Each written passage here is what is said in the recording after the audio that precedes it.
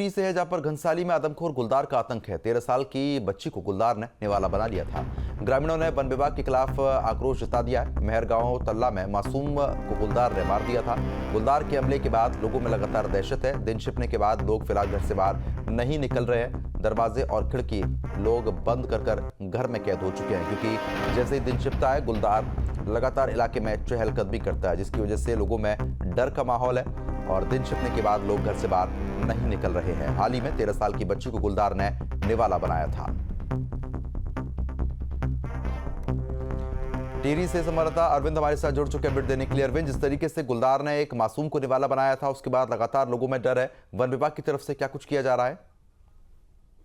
जी, जिस तरह से टिहरी जिले के घनसाली में अभी बीते शनिवार को एक साक्षी नाम की जो लड़की है, जो 13 साल की लड़की थी, जो कि अपने घर में अपने भाई के साथ खेल रही थी और उसको अपना निवाला बना दिया।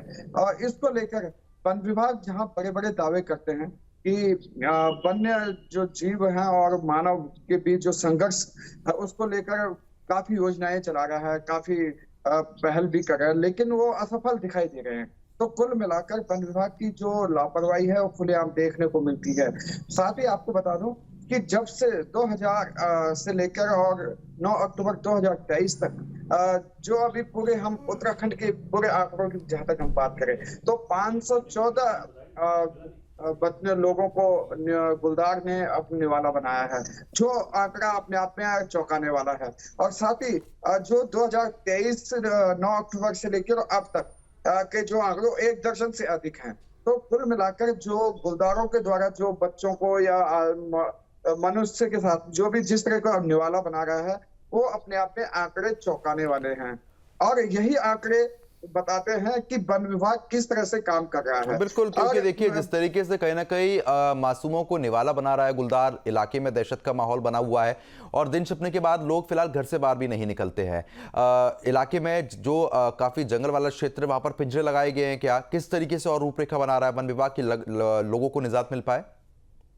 यही मैं आपको बताना चाहूंगा कि जिस तरह से इस साल की मैं बात करूं तो 1 दर्जन से अधिक लोगों को पूरे प्रदेश में निवाला बना चुका है। और घनसाली की मैं जहां तक बात करूं, 3 महीने के अंदर जो यही इलाका है, 3 महीने के अंदर 3 बच्चों को गुलदार अपना निवाला बना चुका है। और जब अभी बीते शनिवार की बात मैं बताऊं तो जो साक्षी को जब गुलदार ने निवाला बनाया, उसके बाद जो वन विभाग की जो 22 फॉरेस्ट गार्ड की जो टीम है वो वहां पर लगाई गई है और 6 जो शूटर है वो वहां पर तैनात किए गए हैं। इससे पहले अभी जो 2 लोगों को, जो 2 बच्चों को निवाला बनाया था, उसको जो गुलदार था, उस गुलदार को मारने के लिए भी आदेश हो गए थे, शूटर भी तैनात कर दिए थे, लेकिन वो गुलदार शूटर के निशाने पर नहीं आ पाया और ना ही वो उसकी कोई पुष्टि हो पाई कि ये गुलदार वहीं पे है या कहीं आसपास चले गया है। तो कहीं ना कहीं यहाँ पे जो वन विभाग है उसकी लापरवाही देखने को मिली है कि अभी तक जो 3 महीने के भीतर में जो जिन गुलदारों ने बच्चों को निवाला बनाया है उस गुलदार का वो पुष्टि नहीं कर पाए। तो अपने आप में ये सिर्फ खाना पूर्ति की बात है। और साथ ही मैं बता दूं कि जो घनसाली विधायक हैं, इनके द्वारा भी कोई वन विभाग पर कोई दबाव नहीं बनाया गया। और आज जो गांव के लोग हैं वो स्थानीय जनप्रतिनिधि हो या फिर वन विभाग हो या फिर इनको सीधे सीधे लापरवाही के आरोप लगा रहे हैं। और आपको बता दूं कि जब किसी घर का जो एक बच्चा है वो चला जाता है और जानवर का निवाला बन जाता है, उसका दुख दर्द वही परिवार समझ सकता है कि बच्चों को पाल पोस कर वो इतना बड़ा करता है और फिर गुलदार उसको अपना निवाला बनाता है। तो इसको लेकर कहीं ना कहीं जो है ये लापरवाही सामने आई है और इसको लेकर ये पूरे जो इलाका है वो पूरा दहशत में है। और शिक्षा विभाग ने 3 दिन का अवकाश घोषित किया है कि जिस कारण जो बच्चे हैं वो स्कूल ना आ पाए, क्योंकि गुलदार इस तरह से उस इलाके में आ गए हैं कि जो हर दिन कभी जानवरों पे हमला कर देता है तो कभी पास के ही गांव में दिखाई देता है। अभी एक वीडियो भी सोशल मीडिया पर वायरल हुआ है, उस गुलदार के पांव में गोली लगी है और सीसीटीवी में कैद हुआ है। और उस गुलदार की भी अभी तक वन विभाग पुष्टि नहीं कर पाया है। तो कहीं ना कहीं ये वन विभाग की लापरवाही देखी गई है और साथ ही जो स्थानीय जनप्रतिनिधि हैं या विधायक हैं, हाँ, इनकी भी लापरवाही है कि जो वो सरकार पर दबाव नहीं बना पाए। इसके पीछे कहीं ना कहीं चाहे जनप्रतिनिधि हो या फिर कोई अन्य, इनका कहीं ना कहीं स्वार्थ दिखाई देता है। और जहां तक मैं गांव की बात करूं तो जिस परिवार का व्यक्ति जिस परिवार का बच्चा जब किसी जानवर का निवाला बनता है तो दुख दर्द उसी परिवार को सहना पड़ता है। और जो ये साक्षी नाम की जो लड़की है, इसके पिता होटल में रूस में काम करते हैं और उनके सामने देखो कि आप कितनी बड़ी समस्या है कि वो अपनी बेटी को देखने तक भी नहीं पहुंच पाए क्योंकि रूस है और रूस से यहाँ पहुंचने में कम से कम 2 दिन का समय तो लगेगा ही। और घर में एक माँ है और दादा है। तो कुल मिलाकर यहाँ पर जो वन विभाग की लापरवाही खुलेआम देखने को मिली कि जब से उत्तराखंड बना तब से लेकर अब तक 514 बिल्कुल, कहीं ना कहीं परेशानी जो है वो लगातार बनी हुई है। लेकिन देखिए 2024 की अगर हम बात करते हैं, लगभग 12 हमले हो चुके हैं। ऐसे में वन विभाग को भी लगातार इन मामलों पर कार्रवाई करनी चाहिए, लेकिन आप बता रहे हैं कि लापरवाही बढ़ती जा रही है। जिस 13 साल की मासूम की मौत हुई है उसके परिजन क्या कह रहे हैं?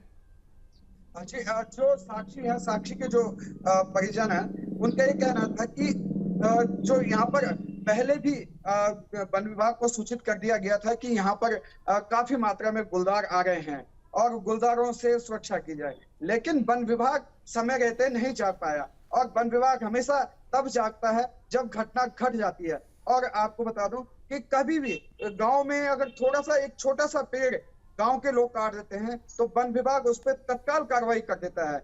और जब कोई बड़ी घटना हो जाती है तो वन विभाग हाथ पे धरा रह जाता है और फिर मौन धारण कर लेता है। और अब जहां तक साक्षी की मैं बात करूं तो साक्षी के जब गुलदार ने साक्षी को निवाला बनाया उसके बाद वन विभाग 2 लाख रुपए का मुआवजा लेकर घर पर पहुंच गया। तो वन विभाग सिर्फ बच्चों की कीमत पैसों से आंकता है। जो यहाँ पर ये सिर्फ गलत बात भी देखने को मिली है कि सिर्फ 2 लाख रुपए तक आंकने की बात कर रहा है। और जो परिजन है उनका साफ साफ कहना है कि वन विभाग को पहले सूचित करने के बाद भी वो नहीं जागा और अब जब घटना घट गई तब उसके बाद वो जाग रहा है।